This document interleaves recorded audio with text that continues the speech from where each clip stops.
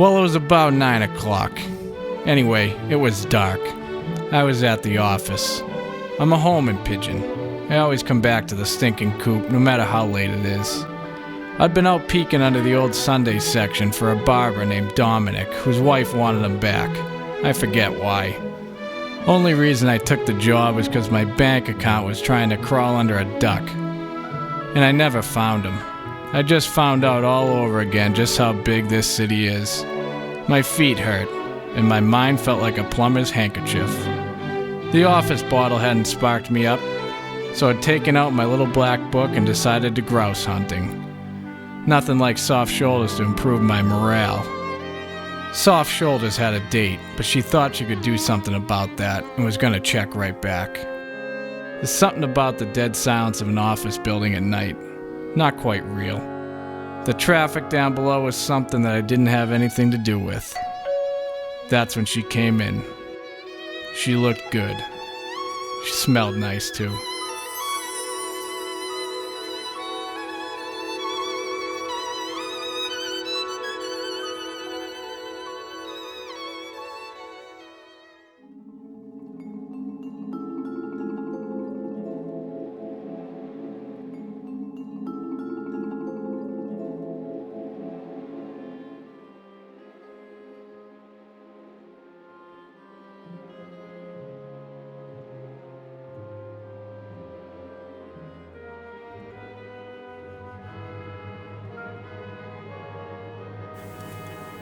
I remember you as being a pretty noisy little fella, son. Now all of a sudden you get quiet.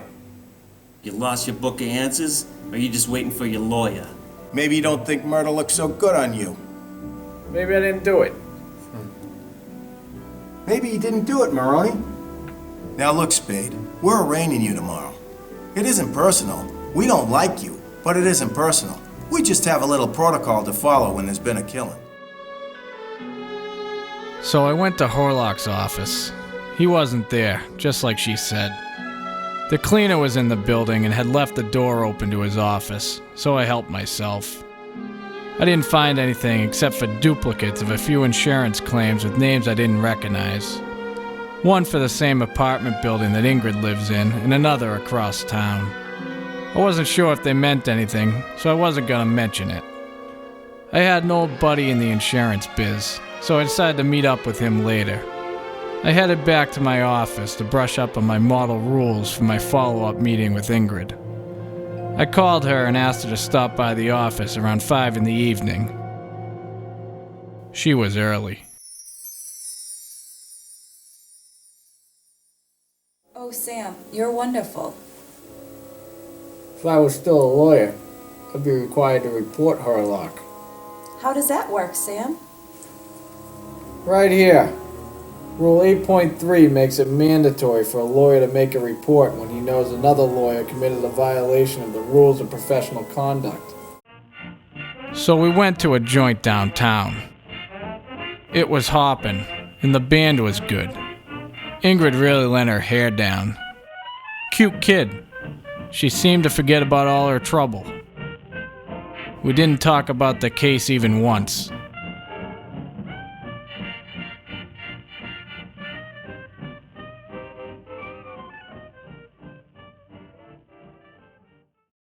No. What about the blackmail letter? I told you, I don't know anything about that. Let him go. What? I said let him go. One last thing. You got any idea who did this? I haven't got the faintest idea who did this, Lieutenant.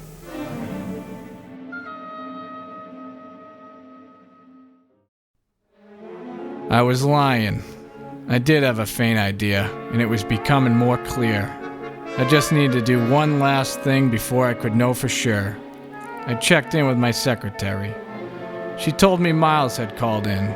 He was nowhere near the city at that time of the murder, and could prove it. I only had one more stop before going to see Ingrid Sanders. I paid a visit to my old insurance buddy, then I headed over to Ingrid's apartment.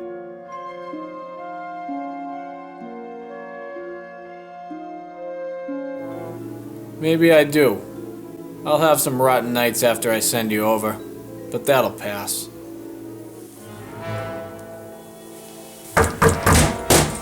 We heard everything, Sam.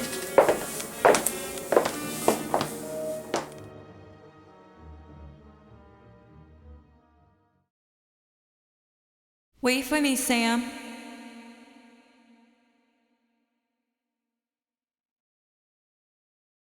I'll be here, baby.